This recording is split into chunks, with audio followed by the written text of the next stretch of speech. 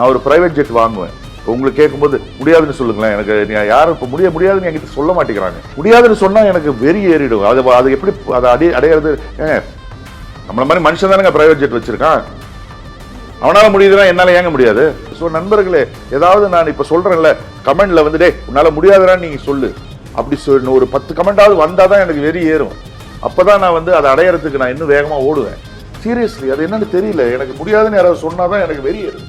முடியாது சார், முடியாது. அது எப்படி முடியும்? Wait and see.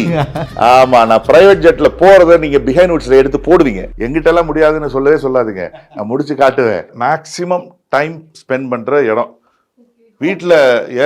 இங்க வயநாடு வந்தா வீட்ல இருந்து அதிகம் வெளியே போக மாட்டேன். நல்லா சாப்பிட்றது, புக்ஸ் இருந்தா படிக்கிறது, படம் பார்க்கறது. எல்லா படமும் பார்ப்பேன், ஒரு படம் விட மாட்டேன். நாங்க வீட்டுல எல்லாருமே எல்லா லாங்குவேஜும் பார்ப்போம்.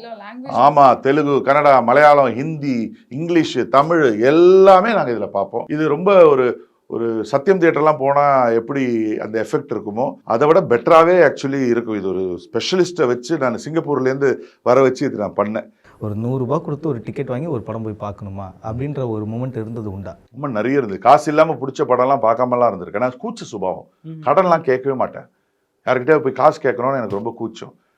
படம் ரொம்ப ஆசை, ஆனால் வறுமையினால காசு இல்லாததுனால நிறைய படங்கள் நான் பார்க்காம இருந்திருக்கேன். ஒரு ஸ்டேஜில் ஒரு 5-6 வருஷம் படமே பார்க்கல நான்.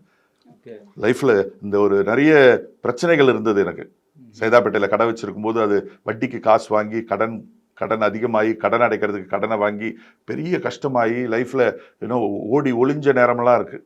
அந்த நேரத்தில் வந்து ஏதாவது பண்ணணும், சாதிக்கணும், ஜெயிக்கணும், முன்னுக்கு வரணுன்ற எண்ணம் தான் இருந்தது தவிர எனக்கு சினிமா பார்க்கணுன்ற எண்ணமெல்லாம் இப்போ வரல. ஆனால் ஓரளவுக்கு இன்கம் வர ஆரம்பிச்சதுக்கப்புறம் திருப்பி நான் சினிமா பார்க்க ஆரம்பிச்சிட்டேன்.